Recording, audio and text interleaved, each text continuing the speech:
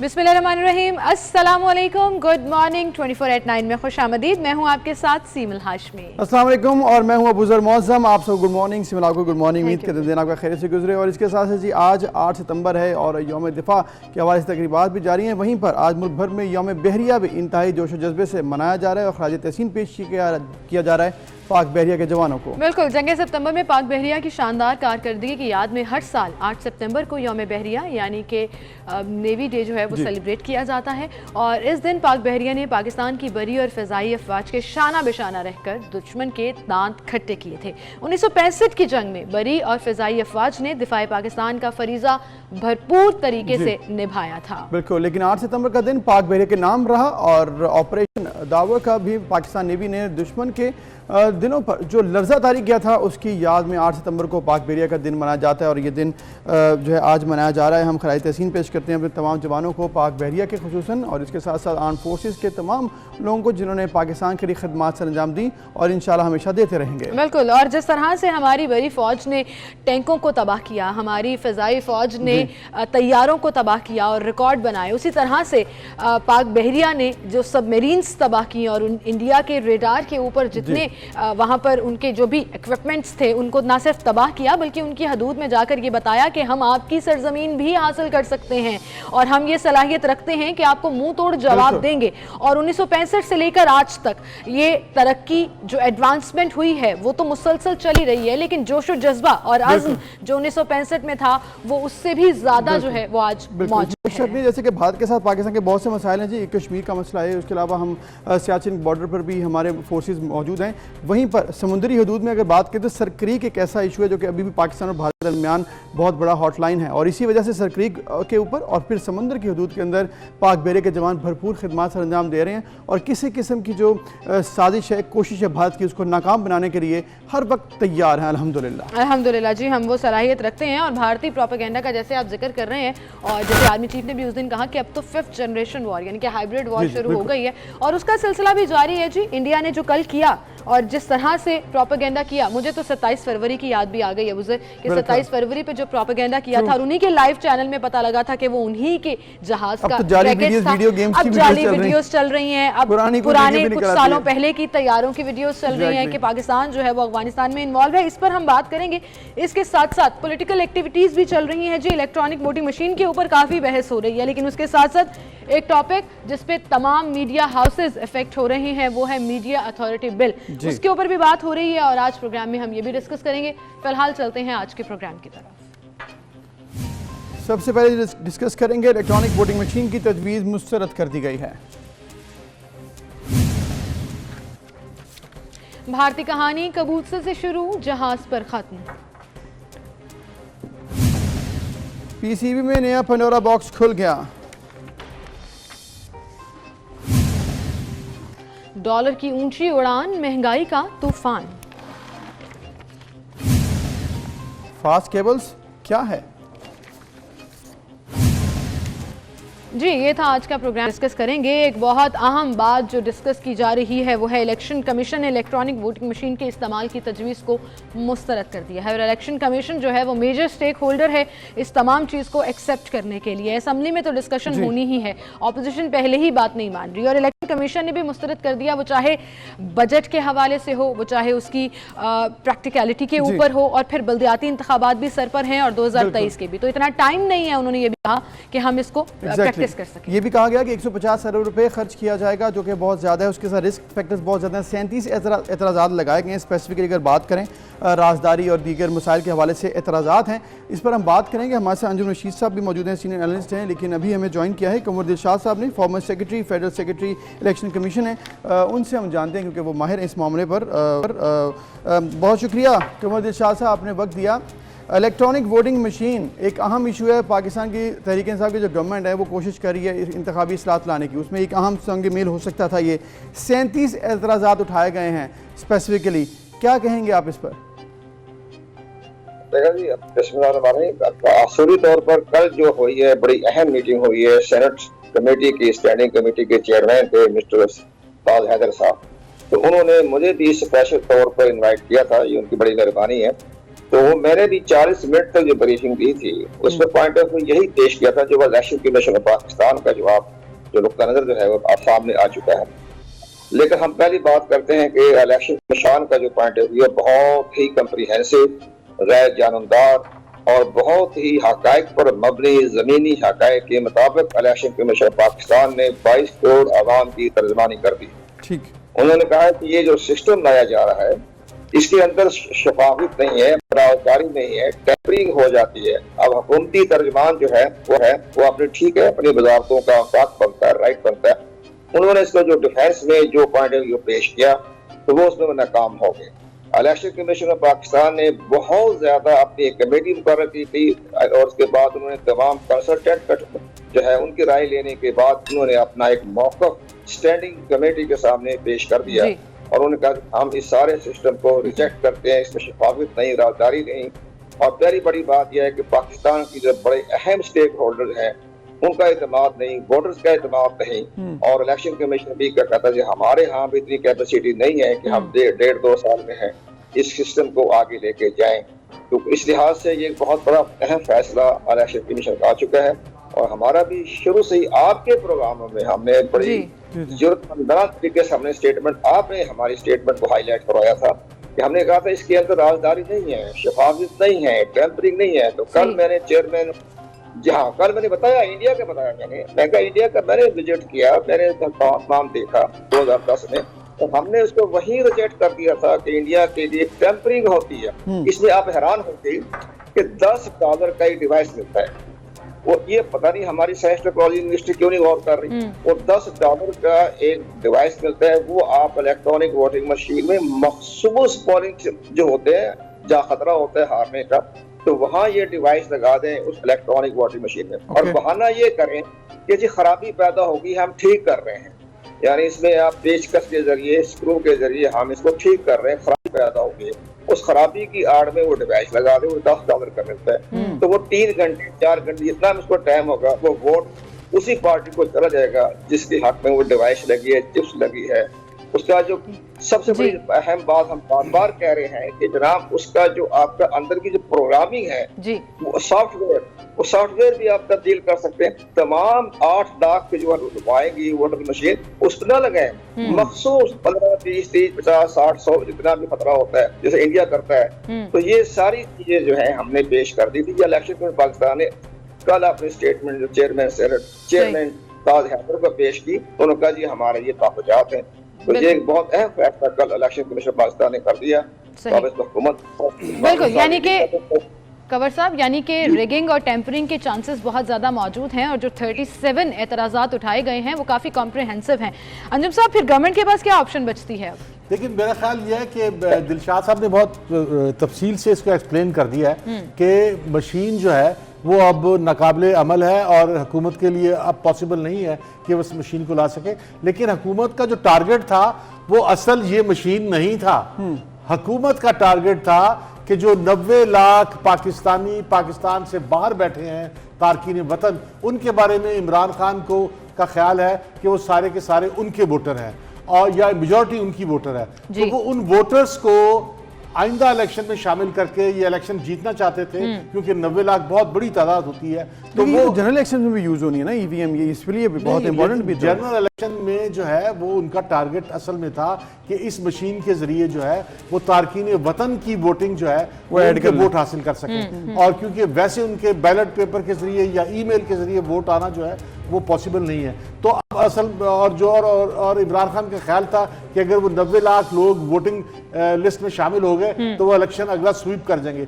लेकिन अब हुआ यह है कि वो उनकी उम्मीदों में पानी फिर गया और वो पॉसिबल नहीं है कि अब उनको शामिल करें। लेकिन इमरान खान जो है वो यहाँ रुकेंगे नहीं, इमरान खान एक दफा फिर से दोबारा से आएंगे और वो मशीन। अच्छा, आपको लग रहा है एक बार फिर दोबारा आ सकते हैं? कंवर साहब आप ये बताइएगा, अगर हम स्पेसिफिकली अब इस पर बात करें कि सॉफ्टवेयर हार्डवेयर मशीन को हैक करना, तालीम और टेक्नोलॉजी रुकावट है आम लोगों के लिए जो वोटर हैं, ये तमाम एतराज़ात क्या दूर करने का वक्त है इस वक्त? क्योंकि 2 साल अब रह चुके हैं, इससे पहले तमाम आइनी तकाजे पूरे करने होंगे। ये मुमकिन है आपको जो एतराज़ात लगा दिए दूर हो सकते हैं?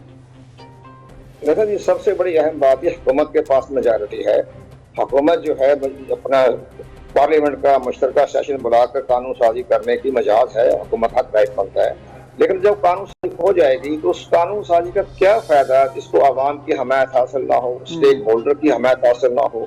इलेक्शन कमीशन ऑफ पाकिस्तान जो है उस सिस्टम को रद्द करते, रिजेक्ट करते, उस कानून साजी का क्या फायदा होगा। इस लिहाज से इसके बड़े मुमकिन है कि बाद हमारी पार्टियां जो हैं वो सुप्रीम कोर्ट चले जाएं। वो एक्ट को तो किसी टाइम भी चैलेंज किया जा सकता है, आइन में तरमीम को तो चैलेंज नहीं किया जा सकता, लेकिन एक्ट में तरमीम हो जाएगी। अब तक हमने बार बार ये कल कहा कि जनाब केयर टेकर गवर्नमेंट आ जाएगी, तो केयर टेकर गवर्नमेंट जब आएगी, जब तमाम आपको जो जमातें होंगी, सियासी जमातें, स्टेक होल्डर कहेंगे कि केयर टेकर गवर्नमेंट के प्राइम मिनिस्टर से कि जनाब हमें इस सिस्टम पे एतमाद नहीं है, तो वो इसको सेटिसाइड कर देगा। वो कहेगा ठीक है जी, इसको आप ना करें, आप पुराने सिस्टम पर तय चलें। तो ये एक बहुत बड़ा कंट्रोवर्शियल मामला चला आ रहा है। तो हमारी सबसे ख्वाहिश है कि कानून साजी कोई फायदा नहीं जिसकी आवाम की हमायत हासिल ना हो, तो कानून साजी कर सकते हैं, लेकिन इसमें एक ही बात यह है कि 4 लाख आपकी इलेक्ट्रॉनिक वोटिंग मशीन आनी है सुकूनी असम्बली के लिए, और 4 लाख इलेक्ट्रॉनिक मशीन सूबाई असम्बली के लिए। उसके लिए 4 लाख का अमला IT का भी क्लर्क भर्ती किए जाएंगे ताकि सिस्टम को लेके चले।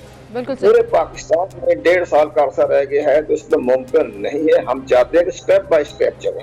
आप लाहौर काजी पिशावर कोटा में करवा दें, अगर सिस्टम कामयाब होता है तो आहिस्ता आहिस्ता लेकर पूरे ठीक है, लेकिन अगर इलेक्शन कमीशन ने ही एतराजात लगा दिए हैं और उन एतराजात को दूर नहीं किया जाता तो फिर किसी लिमिटेड जगह पर भी नहीं हो सकता। कबर साहब, आपने इसको बड़ा अच्छे से एक्सप्लेन कर दिया, थैंक यू सो मच, आप हमारे साथ मौजूद थे। और इसी के साथ साथ जहाँ पर हम इलेक्ट्रॉनिक वोटिंग मशीन डिस्कस कर रहे हैं, एक और मुद्दा बहुत ज़्यादा डिस्कस किया जा रहा है, वो मीडिया अथॉरिटी बिल के हवाले से है।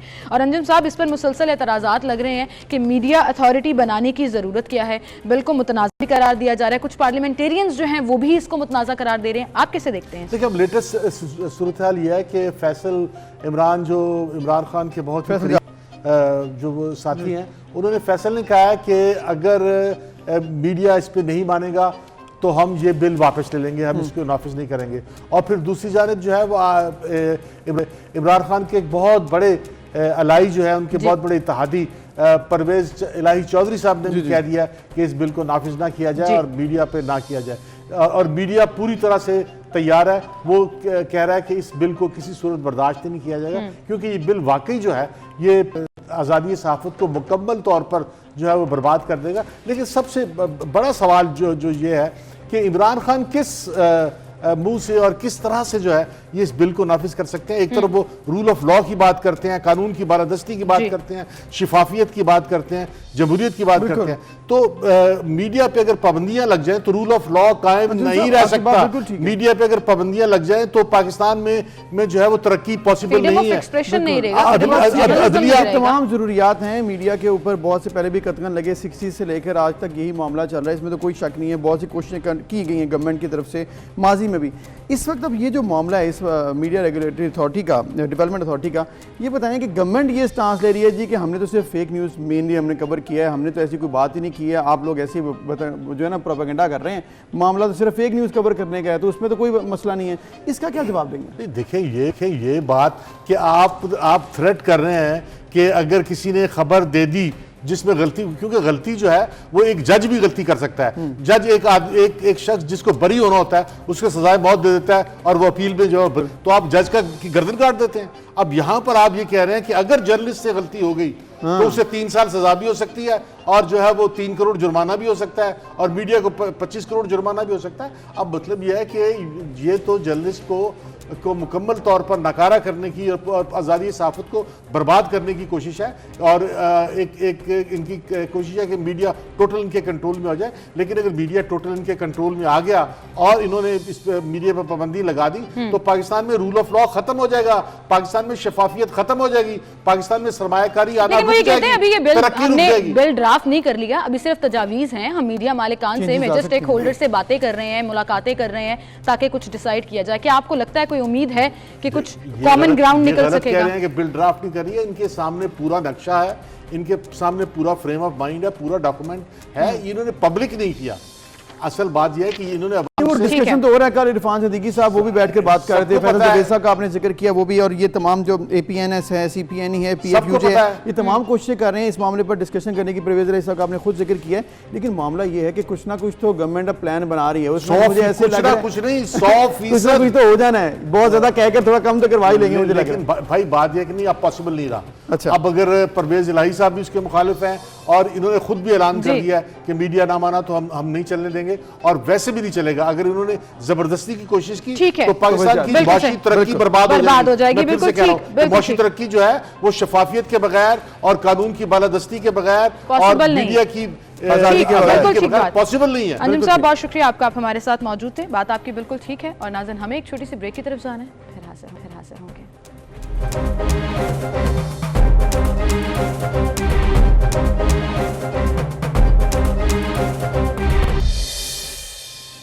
Welcome back. एक बार फिर से आपको खुशामदीद कहेंगे। नाज़रीन, कल की सबसे बड़ी खबर थी कि अफगानिस्तान में अबूरी हुकूमत का ऐलान कर दिया गया। मुल्ला वज़ीर आज़म और मुल्ला अब्दुल गनी नायब वज़ीर आज़म होंगे।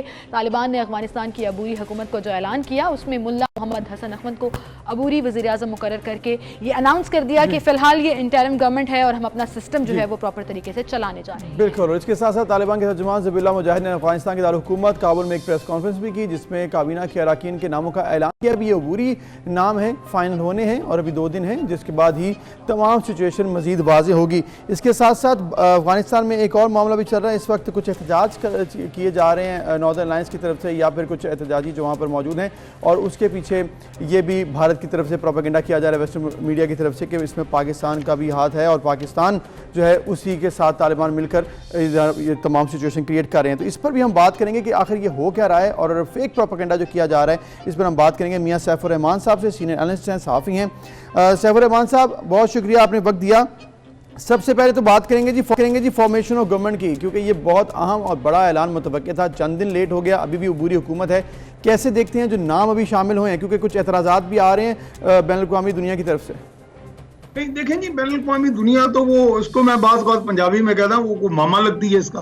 ठीक है। हर चीज में वो दखल है। देखें, ये पाकिस्तान का बड़ा एक वाज़ेह मौक़िफ़ था और प्राइम मिनिस्टर इमरान खान ने भी इस पे बात की, और मेरा ख्याल पाकिस्तान की तमाम पॉलिटिकल स्पेक्ट्रम जो है उसका एक ही यूनानिमस मौक़िफ़ है कि ये अफगान लेड और अफगान ओन्ड वहाँ पे मामलात होने चाहिए। यानी अफगान जो है वो अपनी सॉवरेनिटी के तहत, अपनी सोच के, अपनी उमंगों के तहत एक अपनी हुकूमत बनाए। तो तालिबान ने अब अगर ये एक 20 साल की ये देखें, ये तालिबान अकेले नहीं है, उनके पीछे वहाँ के बाकायदा कुछ यानी अवामी उनको सपोर्ट हासिल थी। तो ये उसके बाद जाके वो इसमें कामयाब हुए, एक साम्राज्य कुवत और उनके पीछे जो 30-40 मुमालिक शामिल थे। तो ये एक 20 साल का बड़ी जिदोजहद है, इसको आप समझे। पहले माजी में भी चले जाएं तो रूस का भी एक साम्राज्य एक अंदाज था वहां पे दर आना। वो जो दरअंदाजियां हुई हैं, दरअसल उस दरअंदाजी की पूरे माइंड सेट को शिकस्त हुई है। इस हवाले से प्रोपगंडे भी होंगे, इतराजात भी आएंगे। फिर इन लोगों की, मगरिब की, भारत की और बहुत से ऐसे ममालिक जो आपस में हैंड इन ग्लव हैं, यानी आपस में एक दूसरे से जुड़े हुए हैं, मफादात जुड़े हुए हैं, खुद को हम ख्याल तस्वर करते हैं। मुस्लिमीन को, खास तौर पे इस खित्ते के मुस्लिमीन को, अफगानिस्तान हो, पाकिस्तान हो, इनको वो अपना हम ख्याल नहीं हम समझते। हम उनके जितने मर्जी सगे हो जाएं, उनके मफादात का भी अगर तहफ़्फ़ुज़ कर लें, जैसे माजी में हमारे कुछ हुक्मरान करते भी रहे हैं, लेकिन आप देखें कि उस तरफ से हमें कभी उस तरह का कभी कोऑपरेशन, कभी तावन नहीं मिला। जी जी, बिल्कुल सही। सैफुर रहमान साहब, जैसे आपने जिक्र किया और आपने पंजाबी की मिसाल भी दे दी कि वो मामूल लगते हैं, लेकिन कहीं ना कहीं वो इम्पोर्टेंस तो है। जैसे अमेरिका ने बिल्कुल मुस्तरद कर दी है अबूरी हुकूमत और एतराज़ात भी लगा दिए कुछ नामों पर, फिर कहा कि ख़वातीन के नाम शामिल नहीं है या अनाउंस नहीं किए गए। दूसरी तरफ तालिबान जो है वो इमदाद की अपील भी कर रहे हैं कि हमें मुल्क में अपनी इकानमी को बेहतर करने के लिए, जाहिर है उनको दुनिया की अप्रूवल की भी और दुनिया के साथ चलने की भी ज़रूरत है। तो कहीं आपको ऐसा नहीं लगता कि ये मुश्किलात होंगी? कोलिशन गवर्नमेंट भी अनाउंस की जाना थी, लेकिन वो उसका भी कोई नाम शामिल नहीं है उनकी अबूरी हुकूमत में। नहीं, यकीनन मुश्किलात तो हैं, लेकिन देखें इस वक्त वो बड़ा, मैं समझता हूँ, नाप तोल के बड़ा छान फटक करके वो आगे बढ़ रहे हैं। उनके पास कोई इस तरह के स्टेट क्राफ्ट के जो मॉडल्स हैं, क्योंकि तालिबान के बारे में ये तस्वर है कि वो एक इस्लामी शरिया का निज़ाम वो जो नाफिज करेंगे, जिसके तहत देखे ना अमीरुल मोमिनीन का भी जिक्र आ गया, जो हैबतुल्लाह अखुंज़ादा हैं उनकी, तो वो उसमें शुराई निज़ाम भी होगा, जैसे अभी उनके वजीर आजम आए हैं हसन अखुंद, उनके रहबरी शूरा के सरबराह रहे हैं।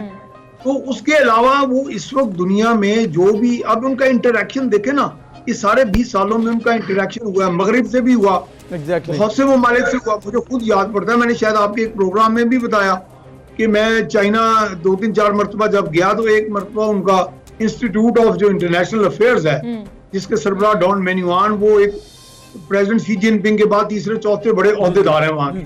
तो वो अफगान के साथ बाकायदा उनका बहुत ज्यादा इंटरेक्शन था, जो हमें उन्होंने बाकायदा हमारे सामने भी किया और हमारा भी इंटरेक्शन कराया। तो वो उनकी स्टडी बहुत थी। तो सैफ साहब, इस वक्त चाइना बड़ी होप है अफगानिस्तान। बिल्कुल आपकी ठीक बात है कि चाइना होप है, और यानी कि इकोनॉमी में वो इतनी मात नहीं खाएंगे इतनी आसानी से। जी जी, central Asian countries, Saif Rahman साहब, सेंट्रल एशियन कंट्रीज और चाइना आपने बताया कि बड़े इंपॉर्टेंट है इस वक्त अफगानिस्तान के लिए, लेकिन अफगानिस्तान में एक ऐसी फॉर्मेशन ऑफ गवर्नमेंट जिसमें नुमाइंदगी हो, ये भी बड़ी ज़रूरी है। जिक्र करना चाहूँगा मैं कमांडर कारी फसीउद्दीन का, जो कि आर्मी चीफ होंगे और ये हैं नॉर्दर्न एरिया के शेर कहा जाता है। इन्होंने बहुत ज़्यादा ज़बरदस्त हिकमत अमली से नॉर्थ को कवर किया था। इनको ये ताजिक हैं। इसके अलावा ये भी कहा जा रहा है कि 3 से 4 अभी भी जो शामिल किए जा रहे हैं वो उज़्बेक और ताजिक होंगे। जो एतराज़ात थे वो काफ़ी हद तक इससे दूर नहीं हो जाएंगे अगर उज़्बेक और ताजिक शामिल कर लिए गए तो?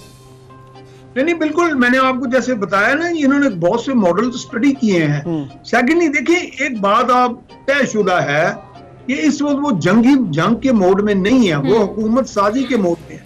वो हुकूमत बना चुके हैं और हुकूमत को और निजाम को और अफगानिस्तान को उन्होंने चलाना है। अब चलाने का उन्हें भी इतना समझ है कि चलाना सिर्फ बंदूक की नोक पे तो नहीं चलेगा। चलाने के लिए उन्हें बहुत सी एडजस्टमेंट्स करनी पड़ेंगी। तो ताजक भी लेने पड़ेंगे, नॉर्दर्न अलायंस, अब्दुल्ला से भी उनके राब्ते हैं, वो खत्म नहीं हुए अभी। फिर रशीद दोस्तम के साथ भी एक माजी में एक उनके इख्तलाफात भी रहे, लेकिन अब उन्होंने बहुत से इख्तलाफात खत्म भी किए। बिल्कुल सही। और वो इस मूड में है कि अगर कोई बहुत जाहिर अंदाज अख्तियार करने वाले उनके मुखालफीन अगर उनकी एमनेस्टी में या उनकी सोच के साथ थोड़ा बहुत उसमें हम आहंगी पैदा करें अफगानिस्तान के ज्यादातर मुफाद के लिए, तो वो उसके लिए भी उनको एक्सेप्टेबल होगा। इसलिए कि आने वाले वक्त में वो खवातीन को भी और दीगर लोगों को भी शामिल करेंगे। बिल्कुल ठीक, यानी कि लिमिटेड बेशक चीजें कर दें, लेकिन कहीं पर भी बंद नहीं किया जाएगा, वो चाहे खवातीन की एजुकेशन हो या जॉब की नेचर हो। ये अभी पॉलिसी क्लियर चेंज तो नजर आ रहा है। बिल्कुल चेंज नजर आ रही है। जैसे आपने जिक्र किया ना कि वो लड़ाई के मूड में नहीं है और ऐसा नजर भी नहीं आ रहा, और पंजशेर में जो हुआ, पंजशेर का पूरा कंट्रोल भी ले लिया, ये भी सबके सामने है। लेकिन एक चीज समझ नहीं आ रही है कि अफगानिस्तान में जो कुछ भी हो रहा है, भारत को क्या तकलीफ है कि हर दूसरे दिन कोई ना कोई भोंडा प्रोपेगेंडा सामने ले आता है और फिर मुंह की खाना पड़ती है। कल जो वीडियो गेम की जारी कर दी और जो तैयारा दिखा दिया जो अमेरिका का था और पाकिस्तान ने उसको बड़े वाज़ेह तौर पर क्लियर किया, हद ही हो गई प्रोपेगेंडे की।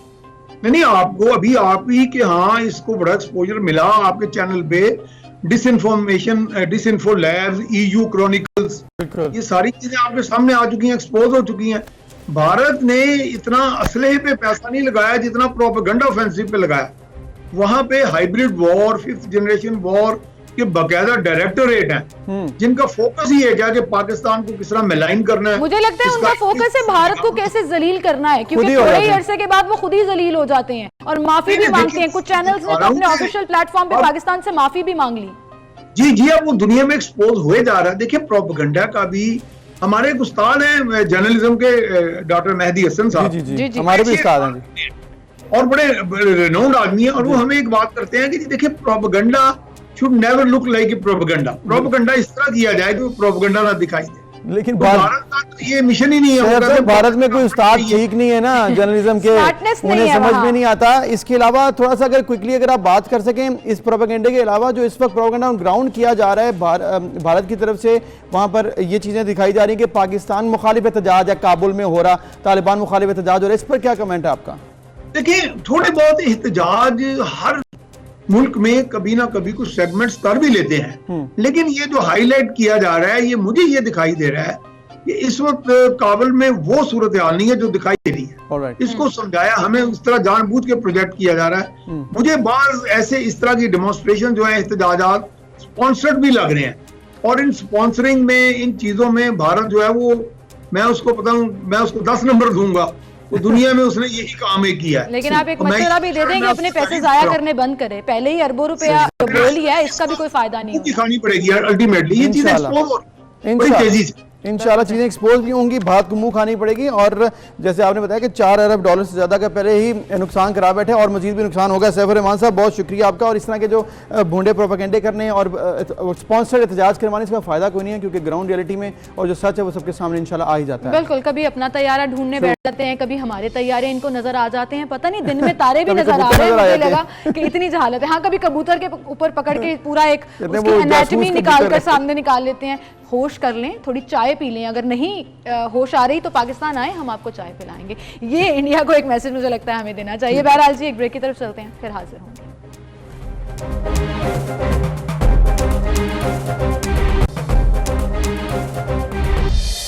Welcome back viewers. अब हम बात करेंगे पाकिस्तान क्रिकेट की, जो इस वक्त खासी बहस में आ रही है। उसकी बड़ी ऐसी वजह ये बहसें है, खत्म ही नहीं हो रही है। बहुत ज़्यादा इसकी वजह बहुत ज़्यादा ये है कि T20 वर्ल्ड कप तो आ रहा है, उसकी टीम भी ऐलान हो रही है, हो चुकी है बल्कि इसके साथ साथ जो एतराज़ात उठ रहे हैं और मुतवक्किल चेयरमैन जो हैं रमीज़ राजा साहब, उन पर भी बहुत सवाल उठ रहे हैं कि क्या उन्होंने आने से पहले ही टीम इतनी फाइनल कर ली कि किसी को बोलने का मौका नहीं दे रहे हैं। ये बात भी आ रही है कि बाबर आजम साहब जो हैं उन्होंने भी कल फ़ोन किया, उस पर भी रमीज़ राजा ने एतराज़ किया और ये भी कह दिया कि शायद उनको कप्तानी जो है टेस्ट की वो वापस ले ली जाएगी। तो इस कदर परेशानी का सामान है इस वक्त, जो टीम खिलानी है उसी को परेशान किया जा रहा है। बिल्कुल ऐसा लग रहा है, अभी तक वो आए नहीं है और ये भी कभी इम्कान है कि वो बिला मुकाबला चेयरमैन भी हो सकते हैं। इस पर हम बात करेंगे। स्पोर्ट्स एनालिस्ट अब्दुल सत्तार हाशमी साहब हमारे साथ मौजूद हैं। हाशमी साहब, शुक्रिया वक्त देने के लिए। रमीज राजा साहब के इन्फ्लुएंस के ऊपर बड़ी बात हो रही है। कल उन्होंने मुलाकात भी की, ऑल्दो वो अभी ऑफिशियली तो चेयरमैन नहीं बने हैं, लेकिन प्लेयर से भी मुलाकात की और जो अब कोचेज आए हैं उनसे भी मुलाकात की। टीम के ऊपर भी वो काफ़ी स्ट्रबन नजर आ रहे हैं। जी, रमीज राजा के हवाले से यही है कि उनका ऑफिशियली जो होगा सिलेक्शन जो होगी उसकी, वो तो 13 को होनी है, लेकिन उन्होंने इस ओहदे के चार्ज लेने से पहले ही उन्होंने सारे मामलात अपने हाथ में ले लिए और बड़ी स्मार्ट मूव कर रहे हैं वो। मतलब उनकी जो मूव है बहुत स्मार्ट है। मसलन पहले उन्होंने जो टीम अनाउंस करवाई है उससे जो सिग्नल है वो कोच और हेड कोच और बॉलिंग कोच को चला गया कि भाई आपकी मशावरत नहीं की गई, आपकी मशावरत के बगैर ये टीम वर्ल्ड कप खेलेगी, न्यूजीलैंड के खिलाफ खेलेगी।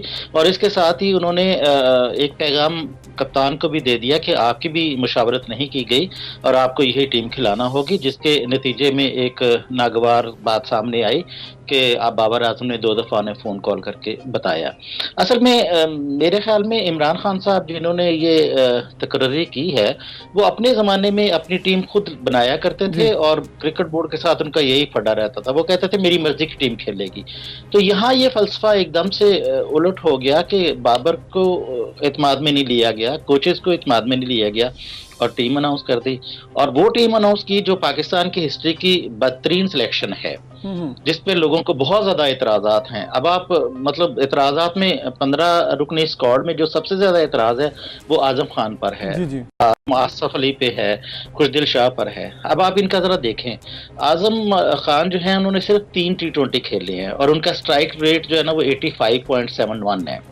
अब आप एक बंदा जो है जिसका वजन जो है वो उसके स्ट्राइक रेट से कहीं ज्यादा है, उसको आप वर्ल्ड कप के लिए लेके जा रहे हैं। अच्छा, दूसरे नंबर पर खुशदिल शाह ने टोटल 9 T20 इंटरनेशनल खेले हैं जिसमें उनका जो स्ट्राइक रेट है वो 109.24 है। और आसफ जो हैं उन्होंने 29 खेले हैं और उनका स्ट्राइक रेट कदरे बेहतर है, लेकिन पिछले 2 सालों से वो बिल्कुल आउट ऑफ फॉर्म है और उनका कोई बल्ला नहीं चल रहा है। और मजे की बात यह है कि ये वो प्लेयर्स हैं जिनको आप इंग्लैंड नहीं लेके गए, जिनको आप वेस्ट इंडीज नहीं लेके गए और पिछले 2-3 साल तक दूसरे लोगों को खिलाते रहे और जब वर्ल्ड कप की बारी आई तो आपने इनको साथ ले लिया। अब इनके मुकाबले में अगर आप देखें, फखर को देखें या शुएब मलिक को देखें, शुएब मलिक की शक्ल पे एतराज कर लें आप, उसका खेलने पे एतराज कर लें आप, लेकिन उसका स्ट्राइक रेट अभी भी बोलता है। और ख़ास तौर पर यूएई की विकेटों में जाकर जब ये स्पिनर्स के साथ खेलते हैं, ये स्पिनर्स के खिलाफ खेलते हैं तो उनका एक आउटस्टैंडिंग रिकॉर्ड है, इसको आप इग्नोर नहीं कर सकते। लेकिन यहाँ पर रमीज ने जो ना इसको इग्नोर किया। ये जो उखाड़ बड़ा बिछाड़ हुई है ना, ये होनी थी, लेकिन बेहतर होता कि ये वर्ल्ड कप इवेंट के बाद होती। ये जो इस वक्त तो मतलब लोग कहते हैं ना कि जब जंग हो तो उस वक्त बुरे से बुरा जो जर्नैल है वो भी नहीं बदलना चाहिए, लेकिन इन्होंने ये देखें कि ऐसा एक इंतजाम बनाया, ऐसी खाड़ बिछाड़ की कि मिसबा को भी स्टेप डाउन होना हाशमी पड़ा साहब, और वकार को भी। आपकी बात बिल्कुल ठीक है कि ये उखाड़ पिछाड़ का वक्त ठीक नहीं था, लेकिन चूंकि अब रमीज राजा साहब आ रहे हैं, नया सिस्टम आ रहा है, उधर वकार यूनुस और मिसबा उल हक ने भी रिज़ाइन कर दिया खुद से ही। अब ये बताइएगा, बाबर आजम की फ़ोन कॉल और उसके बाद ये बात ज़राए से निकल रही है कि जी बाबर आजम को शायद टेस्ट कप्तानी से हटा दिया जाएगा, इस तरह की बातें प्रेशराइज की जा रही हैं, इससे क्या असरात हो सकते हैं आइंदा क्रिकेट में? नहीं, इससे बहुत बुरे असर होंगे ना कि जो शटअप कॉल बाबर आजम को दी गई है तो वो तो मोहतात हो जाएगा ना। He is the only one batsman इन पाकिस्तान जो परफॉर्म करते हैं, जो परफॉर्म करते हैं। रिजवान के बाद वही हैं। अब ये जो बैटिंग है रिजवान और बाबर से शुरू होती है, उसी पे जाके खत्म हो जाती है। बाकी आपका मिडिल ऑर्डर देखें, बिल्कुल फ्लॉप है, बिल्कुल ही फ्लॉप है और इनके चलने के कोई इम्कानात नहीं है और हम वर्ल्ड कप के इब्तदाई स्टेजेस पे ही फारुक हो जाएं। तो ये कोई अच्छा यानी किरदार नहीं है, ऐसा नहीं होना चाहिए। अच्छा, जो बाबर आजम की सजेशन सामने आ रही है हाशमी साहब, जिसमें उन्होंने आजम खान और सुहेब मकसूद को टीम में ना शामिल करने का कहा था कि उन पर एतमाद नहीं है, ये दो अगर चेंज हो जाते, फहीम अशरफ और फखर जमान आ जाते, क्या आपको लगता है कि उनकी सजेशन जो है वो बेहतर थी, हो सकती है अगर मान ली जाए? क्योंकि अभी ये भी कहा जा रहा है शायद चेंजेस आ जाएं टीम में। नहीं 100% है ये। आप देखें ना, सुहेब मकसूद जो है वो 5 साल बाद टीम में आए, 5 साल तक वो आउट रहे और 5 साल के बाद उन्होंने कहा जी मैं अपनी गलतियां दुरुस्त कर ली और 5 साल बाद वो वहीं खड़े हैं जहां वो 5 साल पहले थे। उनका स्ट्राइक रेट 116 है, 116.67। तो इस स्ट्राइक रेट के साथ आप इसको साथ लेके जा रहे हैं। इसके मुकाबले में अब जो हम बेसिकली गलती कर रहे हैं ना, वो ये कर रहे हैं कि हमने बाबर और रिजवान को ओपन पे ले गए हैं और ओपनर्स को हमने इसमें से मिट कर दिया है।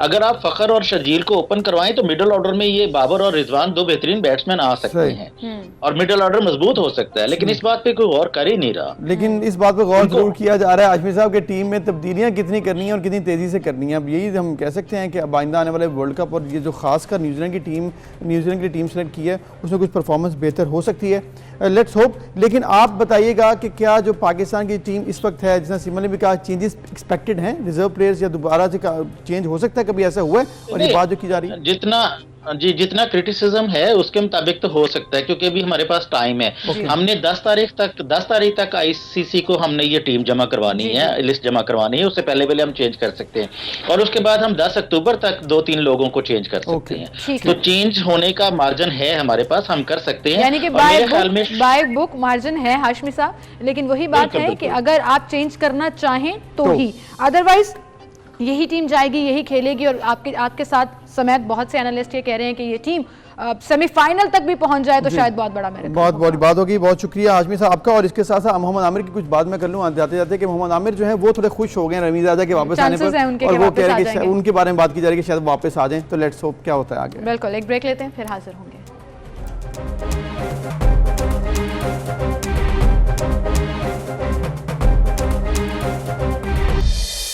एक बार फिर से आपको खुशामदीद कहेंगे नाज़रीन। एक इशू ऐसा है जो गवर्नमेंट के कंट्रोल में नहीं आ रहा और ना ही गवर्नमेंट इसका दावा कर रही है कि अंडर कंट्रोल है और हम इसको ठीक कर लेंगे, लेकिन एक चीज़ मुसलसल की जा रही है पिछले 3, वो है नोटिस लेना।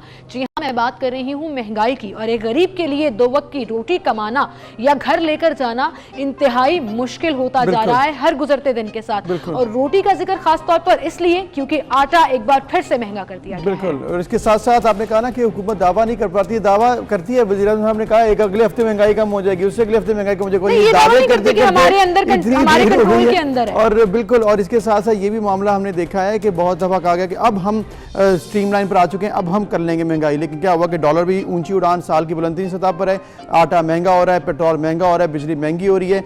अवाम किस कदर परेशान है, फिर आपको दिखाते हैं। आटे का रेट सुन के जो है ना मेरी तो पसीने निकल आए हैं और वज़ीर आला साहब कहते हैं रेट कम हो रहा है, हमें तो कहीं नज़र नहीं आ रहा कम हुआ रेट। और महंगाई ने कमर तोड़ दी आवाम की, इस कदर जो है ना रेट बढ़ चुके हुए हैं। ये महंगाई ने जो सा ना इतनी कमर तोड़ दी है कि हम 2 की बजाय 1 रोटी खाते हैं तो फिर उसके बाद कहते हैं कि पता नहीं आटा पीपे में है कि नहीं है, तो फिर मजबूर हो जाते हैं आधी रोटी सोचने पर भी। अब ये हमारे हालात हैं कि घर से हमें पता है कि जो राशन लेने जा रहे हैं वो 3500 का मिलना है, जब दुकान पे पहुंचते हैं उसका बिल बनता है वो 4000 हो जाता है। अगले 15 दिन बाद राशन लेने आते हैं, घर से 4000 लेकर निकलते हैं, राशन वही है, क्वांटिटी हमारी वही है, जब दुकान पे पहुंचते हैं तो वह 4500 का हो चुका होता है। ये बहुत महंगाई है, बहुत ज़्यादा महंगाई है। घर से ना खाने को कुछ है ना पीने को कुछ है। यहाँ तो आवे का आवे बिगड़ा हुआ है, आटे का रेट क्या बढ़ रहा है, घी का रेट बढ़ा हुआ, हर चीज़ का रेट बढ़ा हुआ, आसमानों के ऊपर कीमतें गई हुई हैं और गरीब जो है वो बेचारा क्या करेगा, कहाँ से खाएगा। वज़ीर आज़म साहब मैसेज दे दें कि आप आधे दिन एक दिन रोज़ा रखा करें, एक दिन खाना खाया करें। आटा तो जी बहुत ही महंगा हो गया ना, उनको चाहिए कि आटा चीनी घी कम से कम ये चीज़ें तो सस्ती हो ना, जो गरीब बंदा खा सके। ये तो हुकूमत छोड़ दे या महंगाई खत्म कर दे। कोई इन्हें सस्ती चीज़ नहीं की, हर चीज़ महंगी आ। कोई चीज़ सस्ती कर दे कि चलो आवाम नू कोई ना, तेल महंगा, हर चीज़ महंगी आ। ये इससे अच्छा है ना जान छोड़ जावे, इससे बोले इसका काम नहीं है हुकूमत चलाना। रातों रात पता नहीं चलता, घी की पेटियों में और टीन में तकरीबन 300 से 400 रुपये इजाफा होता जा रहा है। इसी तरह अगर आटे की कीमत है तो 300 से 400 रुपये कीमत जो नॉर्मल आटा है जो बिल्कुल चोकर की तरह है वो महंगा होता जा रहा है। और चीनी के तेल में भी 200-300 रुपये इजाफा हो ही जा रहा है। आटे तो चीनी तो ते घ्यो वगैरह तो बहुत ज़्यादा आवाम तंग हो रही है। साडी गौरमेंट ਨੂੰ ਚਾਹੀਦਾ कि गरीब आवाम ਦਾ सोचन। गुजारा हो ही नहीं रहा, गरीब बंदे वास्ते तो बहुत मुश्किल है। गरीब पिस गया वा, इतना बुरा हाल हो गया वा, खासकर तनख्वाहदार लोगों का, जेड़े लोग दिहाड़ीदार आ, मतवसत तबका इंतहाई परेशान महंगाई दे हथ। महंगाई में कंट्रोल नहीं कर पा रही। आज आप देखें चीनी, दाल, घी की कीमतें कहाँ पहुँच चुकी हैं। आवाम शदीद परेशान है, हर बंदा अपने घर में अनाज को तरस रहा है। आज लोगों के घरों में रोटियां पकने के लाले पड़ गए हैं और हर बंदा बहुत ज़्यादा परेशान है। दालें, चीनी, आटा, घी बहुत महंगा हो चुका है। गरीब लोग हैं, हम गरीब आवाम है, तो हमारी हुकूमत से ये अपील है इन पे थोड़ा सा कंट्रोल किया जाए। अशिया के नरखों पर ख़ुसूसी तवज्जो दें। मैं तो खुद शर्मिंदा हूँ कि हमने इस हुकूमत को वोट दिया और हम ही लेकर आए, लेकिन आज हम खुद से शर्मिंदा है कि जो खान साहब ने हमसे वादे किए थे किसी एक वादे पर भी पूरा नहीं उतरे। बढ़ गई है तो रोटी की कीमत भी बढ़ेगी, बढ़ाते हैं तो बढ़ाने नहीं देते। आटे की कीमत को रोक नहीं रहे, रोटी की कीमत बढ़ाएं तो पूछने आ जाते हैं। 5 रुपए की रोटी लेते थे, वहाँ से फिर 7 की कर दी है, अब 10 की हो गई है। अब गरीब आदमी अब कहाँ से पूरा करे आटा और रोटी, बाकी सारा सामान हर चीज़ महंगी कर दी गई है। सर के जो है सस्ता होना चाहिए आटा, ठीक है, हर चीज़ तो महंगी हो गई है, ठीक है। ये जो हुकूमत है इसने तो जाहिर सी बात है हर चीज़ ही महंगी कर दी है। आटा महंगा होने, आवाम बेचारी सही तिलमिला रही है। और अबू ज़र आप देखें कि इन पूरे वॉस्टॉस में जो हमने लोगों के कमेंट्स दिखाए हैं, सब ने आटा, घी, चीनी, बेसिक चीज़ों की बात की है। तो वो तमाम लोग जो कहते हैं कि पाकिस्तान में गुर्बत नहीं है, सबसे ज़्यादा मोटरसाइकिलें खरीदी गई, 27 लाख लोग नॉर्दर्न पाकिस्तान चले गए, तो ये कौन है? क्या ये हमसाया मुल्क से आए हैं? क्या ये मेजॉरिटी नजर नहीं आती है पाकिस्तान की हुकूमत को? 40% से ज़्यादा लोग अभी 2 वक्त की रोटी खाने के लिए परेशान हैं, उनको 2 वक्त नहीं होती है। असल में ये प्रॉब्लम है जिसको देखना है, इसको केटर करना है, और ये ही कहा जाता है जी इन पूरे कमेंट्स में से ना उनको वो समझ आई होगी कि हाँ ठीक है, हम लोगों को कह देते हैं एक रोजा रख लें और एक दिन जो है वो खाना खा लें। ये बातें करने से ज़्यादा बेहतर है कि अगर आप काम कर लें और काम करें सही जो है डायरेक्शंस पर। क्या वजह है, क्या कमी है, कहाँ पर हो सकता है काम, अभी चांस क्या है? हमारे पास आगे बेहतरी का हमारे साथ मौजूद है डॉक्टर एहसन महमूद साहब, इकोनॉमिस्ट हैं, वो हमें बताएंगे इस वक्त सिचुएशन आखिर है क्या और फिर क्यों महंगाई होती जा रही है, डॉलर महंगा होता जा रहा है। जी डॉक्टर साहब बहुत शुक्रिया, आपने वक्त दिया। ये जो सिचुएशन इस वक्त लोग भी जितने परेशान नज़र आ रहे हैं, आप बताइएगा ऐसा क्या मसला है? क्योंकि गवर्नमेंट तो कहती है हम काम कर रहे हैं, आइंदा आने वाले दिन बेहतर होंगे, कुछ बेहतरी नज़र नहीं आती। बिस्मिल्लाहिर्रहमानिर्रहीम। जी बिल्कुल, आपने जितने नकात उठाए हैं, जो सवाल किए हैं, जो इतराज़ात हैं, जो पब्लिक भी इतराज़ कर रही है, बिल्कुल दुरुस्त है। इस हुकूमत के लिए अपोजिशन से भी बड़ा, करप्शन से भी बड़ा इस वक्त जो सबसे बड़ा चैलेंज है वो मैशियत है, इकॉनमी है। और इकॉनमी में देखें, अब ये डॉलर की आपने बात की, अब एक बच्चे को भी पता चल गया है कि ये दरामदात और बरामदात का एक चक्कर है। इसमें बरामदात बढ़ेंगी और दरामदात कम होंगी तो फिर ही जाके जो है ना डॉलर कंट्रोल में आएगा। अब हुकूमत जो है उसको चाहिए कि जैसे डॉक्टर रज़ा बात करें, वो खुलकर मैदान में आए, मैदान में आ जाए, वो आकर टीवी पर ये बताएं कि डॉलर की जो आज प्राइस है उसकी हकीकी वजूहात क्या है। अपोजिशन को कोसना बंद कर दें, इल्ज़ामात की जो खेल है उसको ख़त्म कर दें। हकीकी सूरत हाल, जब आप इस बात के दावेदार हैं कि हम हर चीज़ हकीकत में कर रहे हैं, तो हकीकत में आपको बताएं। अगर IMF का दबाव है, अगर फ्री फ्लोट पॉलिसी है डॉलर की, इसके अलावा जो दूसरे मसाइल हैं उसको पब्लिक के साथ डिस्कस करें ताकि लोगों को पता लगे कि हम कहाँ खड़े हैं, पाकिस्तान कहाँ खड़ा है। लेकिन एक बात मैं आपसे अर्ज करना चाहता हूँ, देखें हमारी जो ज़मीनें हैं वो फसलें उगल रही हैं, गंदम उग रही है, कमाद, मुंजी, चावल सब कुछ पैदा हो रहा है, कह रहे हैं सब कुछ पैदा हो रहा है, फिर मसला तो कहीं पर है ना। बिल्कुल। इसी मसले को हमने आइडेंटिफाई करना है। देखें, हुकूमत एक यकतरफा बात ना करे। महंगाई हुई है, इसको तस्लीम करे। दुनिया भर में महंगाई हुई है, दुनिया में होती आपने है। ये बड़ा अच्छा किया कि तस्लीम करे। वो तो तस्लीम ही नहीं करते हैं कि यहाँ पर गुर्बत है या गरीब लोग हैं या महंगाई से लोगों के ऊपर कुछ फर्क पड़ रहा है। नहीं, ये तो बहुत बड़ी एक गलती होगी। आप जब ज़मीनी हक़ाइक़ को तस्लीम नहीं करते, फिर उसका खमियाजा पूरी कौम को, हुकूमत को, अवाम को, अपोजिशन को, सबको भुगतना पड़ेगा। क्योंकि अगर हुकूमत नाकाम होगी तो सिर्फ ये हुकूमत नाकाम नहीं होगी, पाकिस्तान नाकाम हो जाएगा। डॉक्टर साहब, इसके साथ साथ अब ये कहा जा रहा है कि जो पंजाब के चीफ सेक्रेटरी बदले गए हैं उसकी वजह यही है कि वो गवर्नेंस बेहतर नहीं कर सके। आपको लग रहा है कि ये वाकई बहुत बड़ा इशू है, और ये अगर बेहतर कर ली जाए मैनेजमेंट, गवर्नेंस, तो मामला बेहतर हो सकते हैं? सर, मामला तो यकीनन गवर्नेंस जो है उसकी बहुत ज़रूरत होती है। अगर बैड गवर्नेंस होगी तो जो अच्छी इकदाम भी हो रहे होते हैं उसके समरात भी नीचे ग्रास रूट लेवल तक नहीं पहुंच पाते। लेकिन मैं यहाँ अर्ज करना चाहता हूँ, मसला है कहाँ हम गलती तस्लीम करें तो उसको दुरुस्त करें तो मामला ठीक हो सकता है। वसाइल की गैर मुनसिफाना तकसीम, उसका सबसे पहला हिस्सा होता है उजरत का निज़ाम। पाकिस्तान में कोई उजरत का निज़ाम नहीं है। अगर हम इस बात के दावेदार हैं कि हमें तरक्की करना है, हमें असरे हाज़र से हम आंगी इख्तियार करना है, तो हमें हर सूरत में पाकिस्तान में उजरत का एक निज़ाम लाना पड़ेगा। आप मुझे बताएं, गुज़िश्ता 3 साल में या उससे भी पहले आप लगा लें, कोई एक ऐसा सजा दिखा दें कि किसी को उजरत कम देने पर सजा मिली हो। दूसरी बात यह है कि असरे हाज़र में जब हम देखते हैं, अमेरिका को देखते हैं, कनाडा देखते हैं, बरतानिया देखते हैं, ऑस्ट्रेलिया देखते हैं, दुनिया के तमाम तरक्की याफ्ता ममालिक में देखते हैं, तो वहां उजरत का निज़ाम माहाना की बजाय हफ्तावार पे चला गया है। हमें क्या तकलीफ है? देखिए, महंगाई एक तरफ हो गई, आप कभी भी किसी चीज की दुनिया में कोई एक मिसाल नहीं दिखा सकते उसकी कीमत ज्यादा हुई तो उसकी कीमत कम होगी। कीमत कम नहीं होती, लोगों की आमदनियां बढ़ाते हैं। आमदनियां बढ़ाने का एक ही असूल है, उजरत का।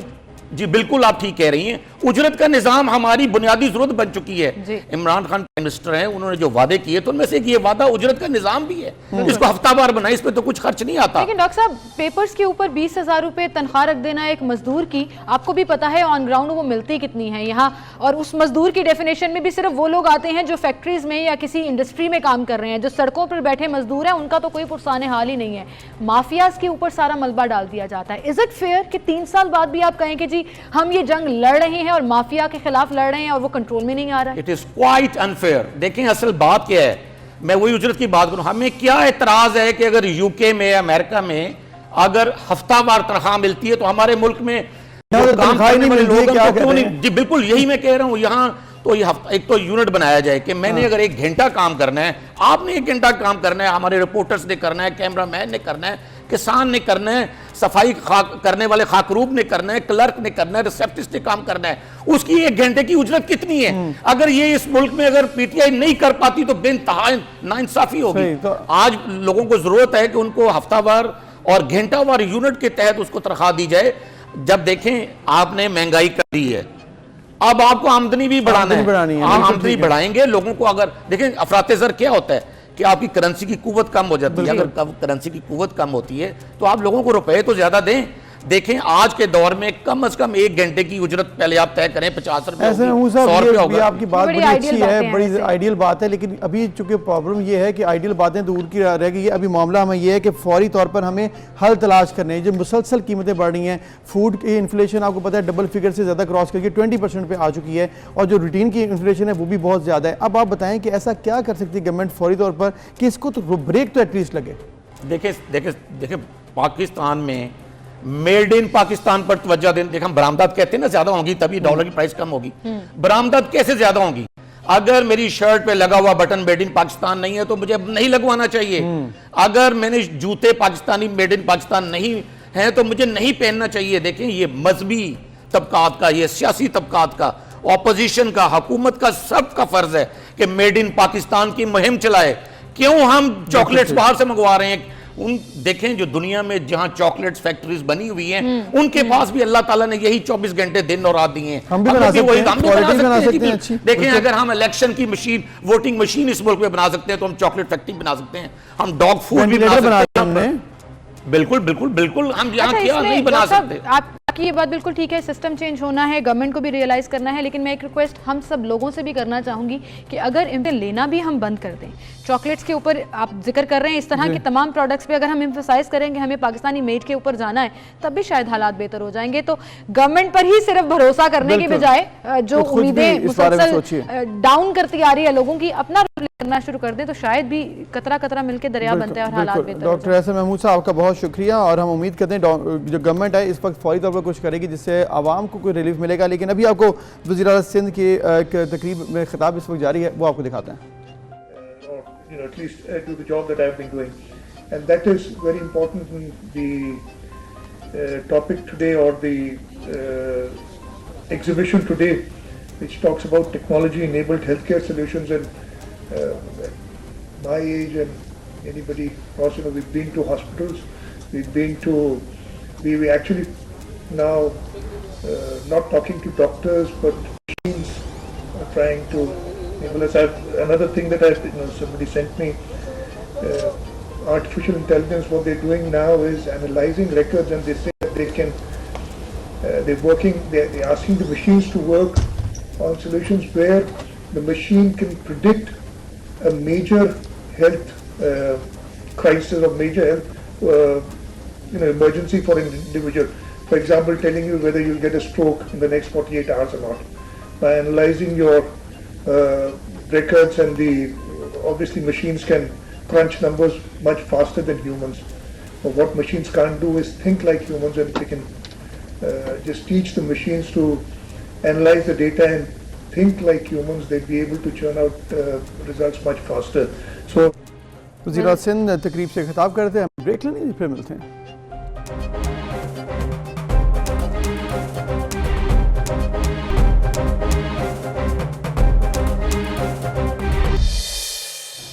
वेलकम बैक, एक बार फिर से आपको खुशामदीद कहेंगे। नाज़रीन, एक सुबह सेशन में और अबूज़र मुसलसल कर रहे हैं, तो हमने सोचा क्यों ना आपको भी इसमें शामिल कर लें। इस दफ़ा के जब बिल आए हैं तो अबूज़र मुझे ऐसा लगा कि वो बिजली का बिल जो है वो एक बॉम्ब की तरह है, मतलब इतना ज़्यादा आया कि मैं खुद क्वेश्चन करने पर तैयार बंदा ना सोचता है चलो सितंबर आ गया, अब अगले महीने थोड़ा मुझे तो बिल की कैलकुलेशन समझ आ गई है, पी कार में कितना है, इसमें कितना है, ओ माय गॉड मैं इतना टैक्स दे रही हूँ।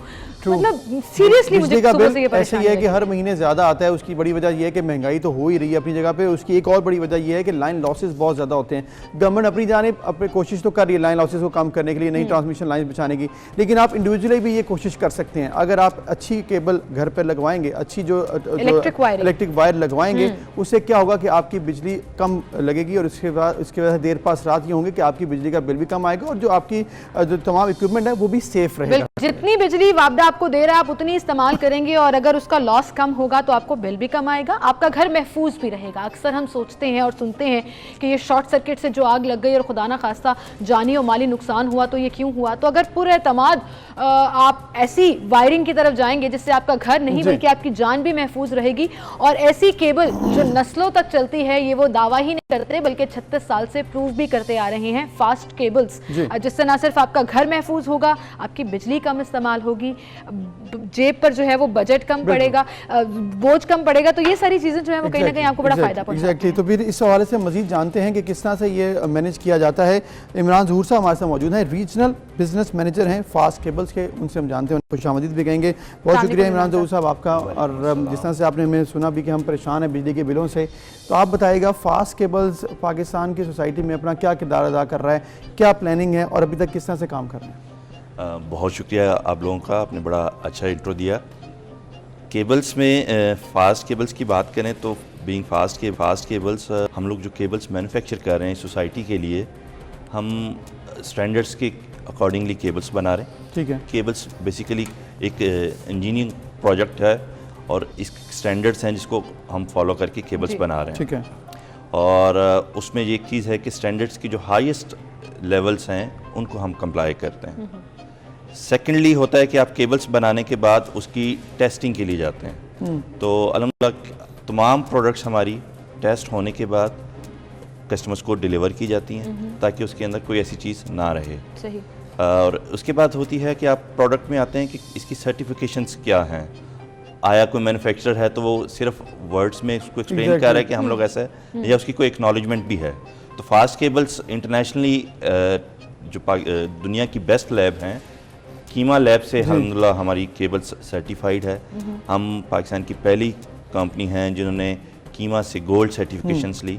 तो ये वो सारी चीज़ें हैं जो हम पाकिस्तान के लिए केबल्स इंडस्ट्री के लिए कर रहे हैं। बिल्कुल, और ये बड़ी ज़बरदस्त चीज़ भी है। अब ये बताइएगा कि कंज्यूमर एंड पर ये कैसे तहफ़्फ़ुज़ फराहम करती है, वो चाहे जेब का तहफ़्फ़ुज़ हो, जानी और माली नुकसान का तहफ़्फ़ुज़ हो। आपने बड़ा अच्छा क्वेश्चन किया। स्टार्ट में भी जैसे आप लोग परेशान हो रहे थे बिल ना की बिल बात की कर वजह रहे से। थे, तो बिल्कुल ये उसी से लिंक है। केबल्स का इसमें बड़ा मेन रोल है। दो तरह से इसकी बचत होती है। एक बचत होती है कि जब आप घर बना रहे हैं और आपने डिसीजन करना है कि आया आपने कौन सी प्रोडक्ट यूज़ करनी है, आप एक उस वक्त कोई बचत कर लें या आप कोई रियल प्रोडक्ट ले लें। ठीक है। दूसरी बचत होती है कि आप इन द लॉन्गर रन कि आप जब इलेक्ट्रिसिटी करते हैं with the passage of time आपके लाइन लॉसेस बढ़ते हैं, आपके अप्लाइंसेस को इश्यूज आते हैं फ्लक्चुएशंस की वजह से, अगर आपने अच्छी केबल्स इस्तेमाल नहीं की हुई, क्योंकि ये केबल्स ऐसी प्रोडक्ट है कि ये घर में एक कंसील्ड आइटम है, इसने दीवारों के पीछे छुप जाना होता है, बड़ी देर बाद चलने वाली चीज़ है। तो इसलिए इसने इन द लॉन्गर रन आपको सेविंग्स देनी होती है।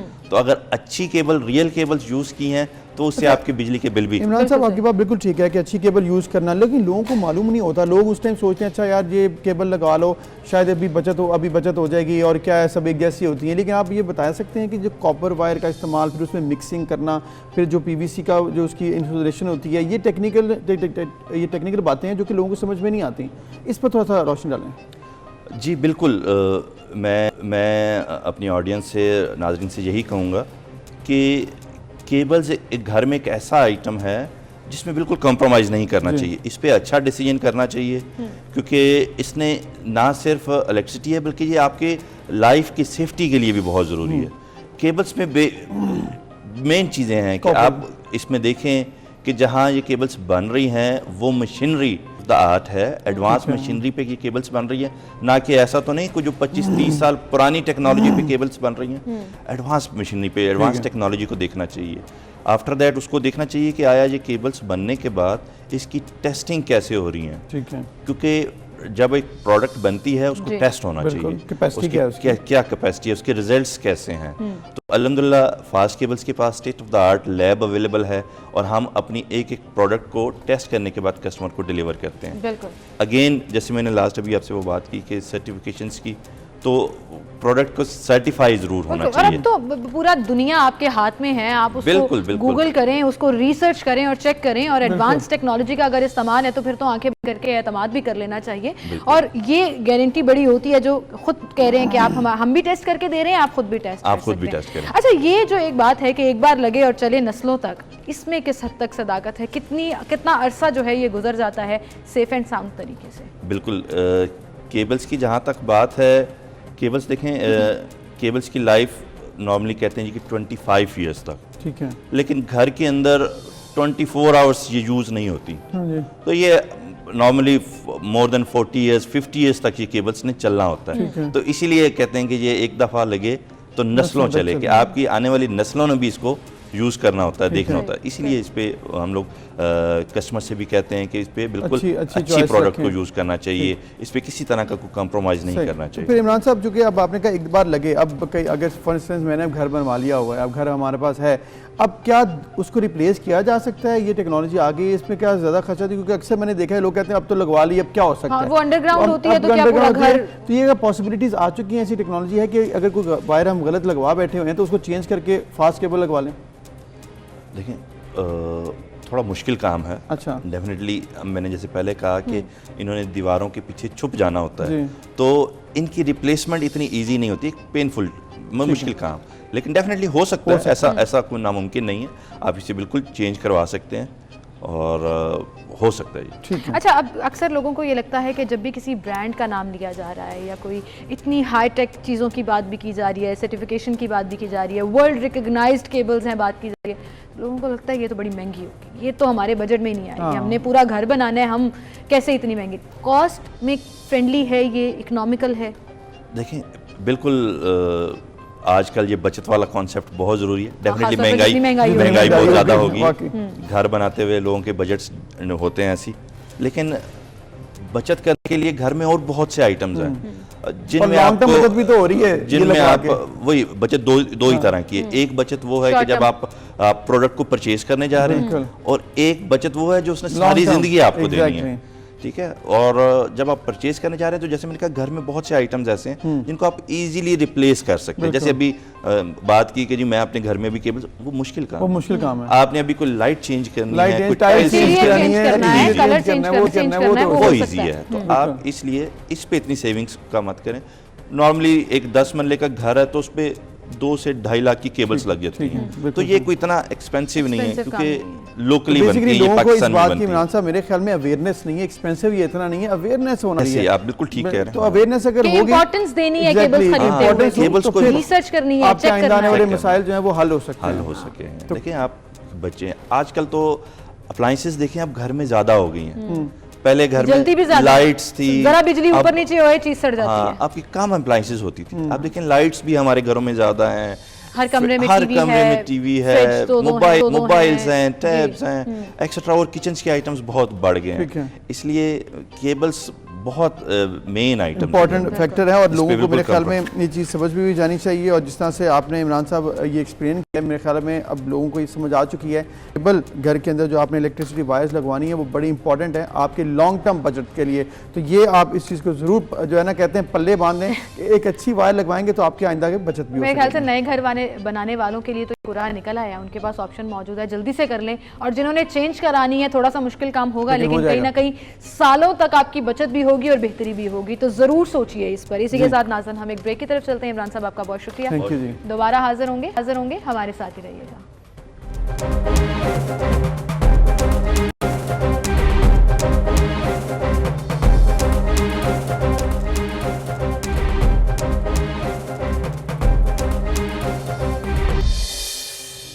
Welcome back viewers. हम बात करेंगे लिटरेसी के हवाले से, एजुकेशन के हवाले से, और पाकिस्तान में इस पर किया जा रहा है वो बड़ा ज़रूरी है क्योंकि दुनिया में तो आज लिटरेसी डे मनाया जा रहा है, लेकिन पाकिस्तान में 60% अभी भी लिटरेसी रेट है। और उसमें ये भी देखा जाता है कि ज़्यादा पढ़े लिखे उसमें शामिल नहीं होते हैं। उसमें सिर्फ अगर आप ये देखें किसी के आपको अपने नाम लिखना आता है, साइन करने आते हैं, तो ही आप उसमें शामिल भी हो जाते हैं। दैट मीन्स कि अभी बहुत बड़ी मेजॉरिटी है जिसको आपने लिटरेट करना है, बेहतर करना है, तभी एक बेहतर मुस्तकबिल की तरफ आप बढ़ सकते हैं। Why not look at it like this कि 40% लोगों को अपना नाम भी लिखना नहीं आता है, और कितना मुश्किल टास्क है ये उन लोगों तक एजुकेशन को पहुंचाना और उनको इस रेशो के अंदर लेकर आना। एक डिपार्टमेंट जो literacy and non formal basic education के ऊपर काम कर रहा है, और पूरे पंजाब भर में उसके 13,500 नॉन फॉर्मल स्कूल्स हैं जहां पर बच्चों को बेसिक एजुकेशन और पढ़ाया और लिखाया जा रहा है, जिसके बाद वो आगे अपना फर्दर करियर जो है वो भी सेलेक्ट कर सकते हैं। Additional secretary literacy and non basic education हमारे साथ मौजूद है बशीर अहमद गुराया साहब, उन्हें हम खुशामदीद कहेंगे। अस्सलाम वालेकुम बशीर साहब, बहुत शुक्रिया आपकी तशरीफ आने के लिए। आपका डिपार्टमेंट जो बनाया गया उसके बेसिक डोमेन क्या थी, बेसिक फ़राइज़ क्या हैं जिनके ऊपर काम किया जा रहा है? देखिए, ये department literacy and non formal basic education 2002 में जो है इसकी स्टार्ट हुआ है, डिपार्टमेंट की शक्ल इख्तियार किया गया। इसका मेन जो पर्पज़ तो ये है कि वो एरिया जो हमारी फॉर्मल एजुकेशन सिस्टम से रह जाता है और वो कवर नहीं होता, उसको हम देंगे। ठीक है। हमारा आर्टिकल 37 जो कह रहा है कि हमने 100% लिटरेसी रेट करना है और उसी टारगेट लेके लिटरेसी डिपार्टमेंट आगे चल रहा है। ठीक है। तो इसी के तहत हमारे 2 बड़े सेगमेंट हैं। एक तो अडल्ट लिटरेसी पर काम करते होते हैं, वो लोग जो ग्रोन अप हो गए हैं, 15 ईयर्स से ज़्यादा उनकी एज हो गई और अभी तक इलिटरेट हैं, और जैसा कि आपने अभी बताया है कि वो अपना नाम भी लिखना नहीं जानते, उनके लिए हम अडल्ट लिटरेसी सेंटर बनाते हैं। ओके। और वो 6 मंथ का हमारा वो प्रोग्राम होता है जिसमें हम उनको बेसिक लिखना पढ़ना, उसमें 3 डिजिट तक हिसाब किताब भी उनको करना सिखाते हैं, और साथ हम उसमें कोशिश हमारी ये होती है कि लाइफ स्किल भी उनको साथ दी जाए। सही, ठीक है। और दूसरे आप जो बता रहे थे, एक तो ये हो गया ना अडल्ट लिटरेसी जी, और दूसरा जो है नॉन फॉर्मल बेसिक एजुकेशन, उसमें क्या करना है? दूसरा देखिए, जैसे उसके नाम से हमें अंदाज़ा होता है कि नॉन फॉर्मल है, उसमें बहुत सारी फॉर्मेलिटीज़ जो हैं और जो हर्डल बनती हैं हमारे लर्नर्स और लर्निंग के दौरान, उनको हम वेव ऑफ कर रहे होते हैं। जैसे कि मैं थोड़ा सा अर्ज़ करूँगा, फॉर्मल सेटअप में ये है कि लर्नर ने उसी एज, एक मखसूस एज ग्रुप है उसमें उसको लेंगे। बिल्कुल ठीक है। दूसरे नंबर पे उनकी टाइमिंग है कि इस टाइम में हमारा स्कूल टाइमिंग है, उसमें आप आएंगे तो लेंगे। अगर उसमें टाइम में वो लर्नर नहीं पहुंच सकता, उसकी कुछ इश्यूज हैं, तो वो वहाँ पे नहीं जा सका। थर्ड ये है कि स्कूल जहाँ पे बन गया है उसने वहीं पहुँचना है। एग्जैक्टली। अब नॉन फॉर्मल की ब्यूटी ये है कि इसमें मैक्सिमम लेवल की वो फ्लेक्सिबिलिटी है। ठीक है। मतलब एक तो ये है कि एज का इशू नहीं है, हम प्रेफरेबली हम 10+ एज के जो बच्चे हैं आउट ऑफ स्कूल उनको इनरोल करते हैं और उस पर फोकस ज़्यादा होता है, क्योंकि वो अपनी गाड़ी जो है छोड़ चुके होते हैं। अच्छा, दूसरे नंबर पे ये है कि हम ये नहीं कहते कि लर्नर हमारे पास आए, हम लर्नर के पास चले जाते हैं कि उसका घर है, उसकी बस्ती है, रहता कहाँ पे है, हम वहीं चले गए। और मैं अगर इसको सादा ज़बान में अगर बात करूँ तो वो ये होगी कि बाकी सेटअप जितने भी हमारे फार्मल सेटअप उसमें लर्नर ने उस सिस्टम की जो शराइत हैं, जो कंडीशंस है, उसके ऊपर आना है। बिल्कुल, आपने उस तक हमने लर्नर की शराइत देखनी है कि आपकी शर्त क्या है, आप क्या चाहते हैं। सारी शर्तें ठीक है वो लर्नर की है और हमारी शर्त सिर्फ एक है कि आप पढ़ो। बिल्कुल सही। तो ये इसकी फ्लेक्सिबिलिटी की वजह से कहीं दिहाड़ी पर भी हैं या कुछ भी कर रहे हैं जैसे नॉर्मली होता है, जैसे आप लोग खाना बदोशों तक भी पहुंचे, उनकी टाइमिंग्स के मुताबिक, उनके स्केड्यूल के मुताबिक उनको एजुकेशन देना ये बड़ी ज़बरदस्त चीज़ है। सर कितने सालों से ये नॉन फॉर्मल एजुकेशन, जैसे आपने कहा कि 2002 में बना था, लेकिन तब से लेकर अब तक शरह खानदगी में क्या इजाफा हुआ, क्या बेहतरी आई स्टेटिस्टिक्स में, ये थोड़ा सा बताइएगा। देखिए ये बड़ा बुनियादी नौइयत का सवाल है कि हमारा टारगेट जो है जिसको हमने कॉन्स्टिट्यूशनल रिक्वायरमेंट है कि हमने 100% लिटरेसी रेट करना है, और यकीनन बहुत सारे डेवलप्ड कंट्रीज़ अपने टारगेट को अचीव कर चुके हैं। अगर हम अपने नेबरिंग कंट्रीज़ को भी देखें तो इंडिया हमसे बहुत आगे है, लेट्स से कि वो 74% तक उसकी कमोबेश है। इवन बांग्लादेश हमसे काफ़ी आगे है, वो 72% से लगभग उसकी भी है। चाइना को तो खैर बात ही क्या करनी है, वो तो इतनी डेंसिटी ऑफ पॉपुलेशन के बावजूद अपने टारगेट के अचीव करने के करीब है। बिल्कुल हमारे जो अगर एनालिसिस करें तो हमारा प्रॉब्लम बड़ा ये रहा है अभी भी कि एक तो मैं थोड़ा सा लिटरेसी रेट की जो इंक्रीज़ हो रहा है उसको तो एवरेजली हमारा लेट्स से 1% पर एनम इसमें चेंज आ रहा है, इंक्रीज़ कर रहे हैं।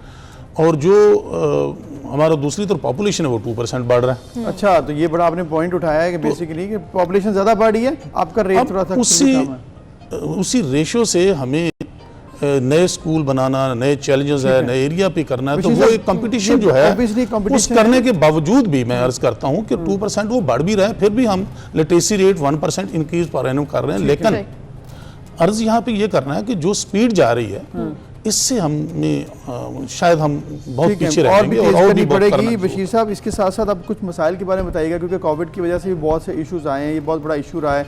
और नॉर्मल स्कूल्स में भी जो है एजुकेशन लेवल वहाँ पर नहीं आया, लोग एडमिशन नहीं लेते रहे, आपके लिए ज़्यादा मसाइल होंगे।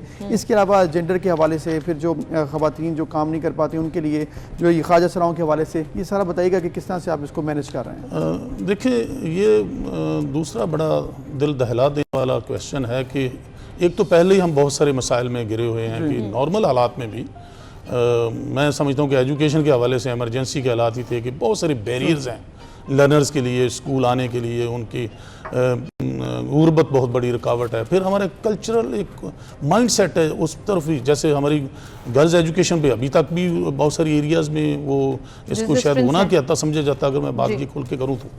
लेकिन कोविड ने तो और बहुत सारी चीज़ें निस्तो नाबूद करके रख दी हैं, क्योंकि जो कंट्रीज या नेशंस पहले स्ट्रॉन्ग थे उनके लिए शायद कोविड उतना नुकसान ना कर सका।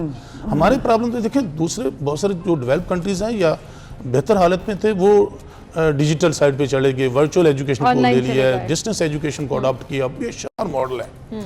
अब हमारे पास तो सिर्फ एक ही मॉडल था, फिजिकल मॉडल।